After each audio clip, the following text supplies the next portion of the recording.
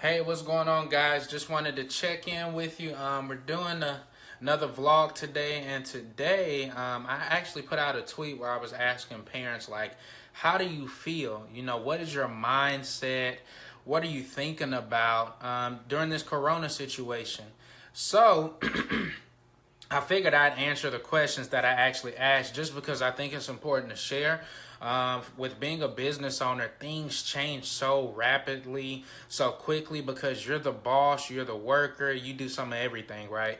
So I know for me, in terms of spending time with my own family. We were already kind of on the fence about homeschooling my 4-year-old anyway.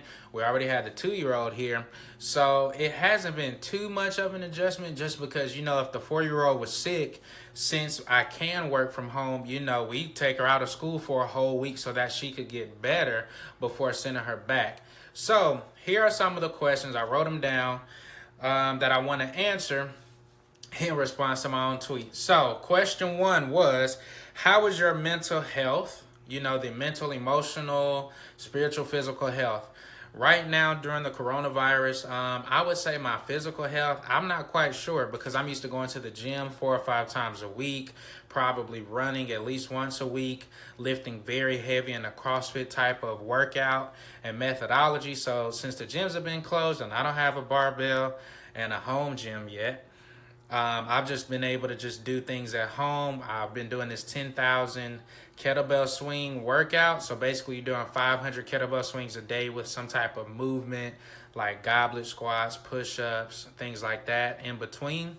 So I feel, my wife says I've gotten, bigger in terms of like my chest, my back, my arms, but I definitely don't feel like I'm as fit as I was.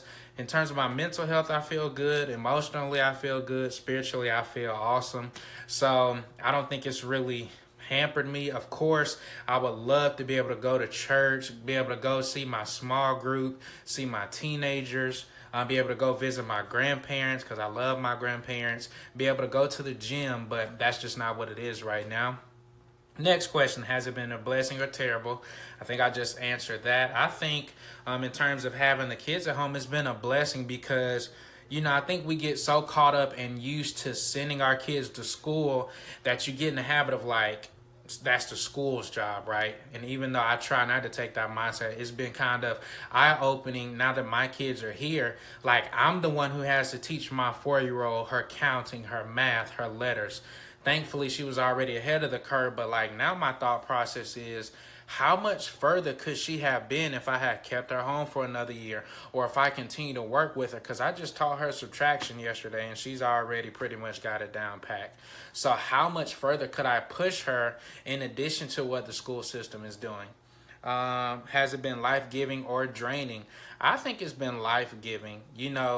My kids are only going to be 4 and 2 forever, and eventually they're going to be teenagers. They're going to be graduating high school, maybe college, getting married, and having their own families and kids. So I think it's cool to be able to look back and say, man, I was able to teach you guys how to read, how to write, how to do math and subtraction. That stuff that I can say. I'm, helped with the 2-year-old learning her colors and shapes. So that'll be, I think, very dope to be able to look back on and say, yeah, I remember when I taught you this, stuff to brag on versus you just send them to school and you hope the school teaches them everything. What have I learned in spending more times with them? I've learned that my 4-year-old, and I know everybody says this, but I feel like my 4-year-old's a genius because she picks up stuff so fast. She has a great memory like her mom. And I've learned that my 2-year-old is more so like me. Very hard to stay engaged.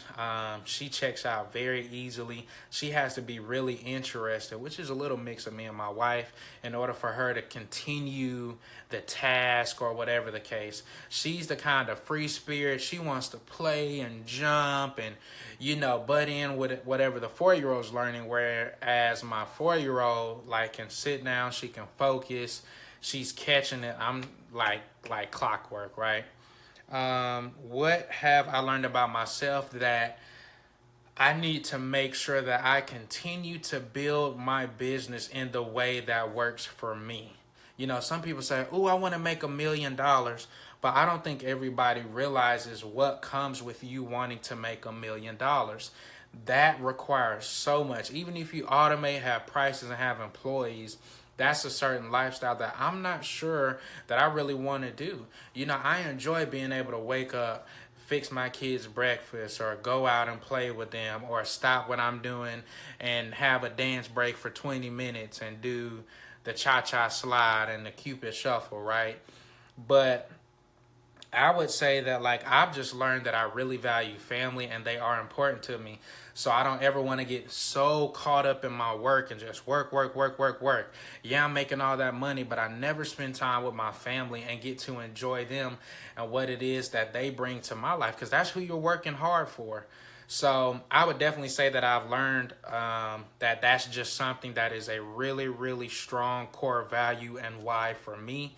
So as I build my business, I need to definitely pay attention to my processes. Am I building a business to where I can not do something and things still flourish? Or am I really just self-employed and created a job for myself and I can never not work, or else everything is going to just burn down to the ground?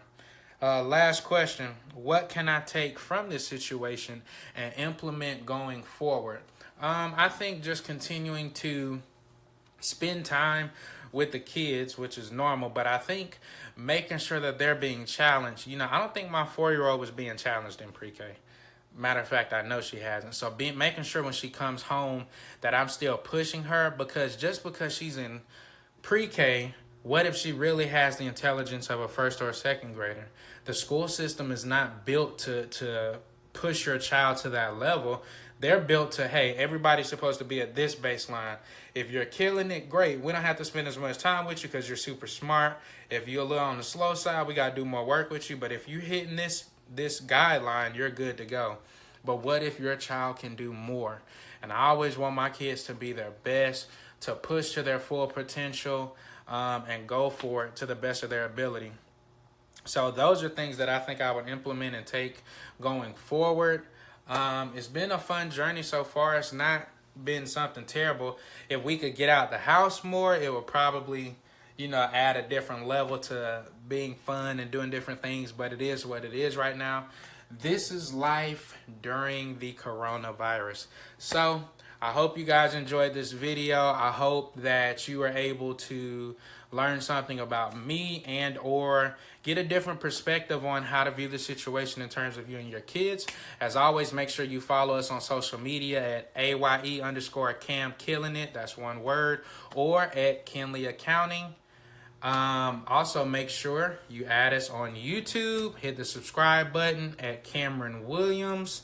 If you have any accounting questions, you can send them to Cameron@KinleyAccounting.com. That's it, y'all. Thank y'all so much. Love y'all. We're going to try to keep this content coming and make sure it's different, fresh, new things every day. And just continue to document our journey. And once again, I love y'all. Oh, and shout out to God is Dope shirts. I think that's it. All right, y'all.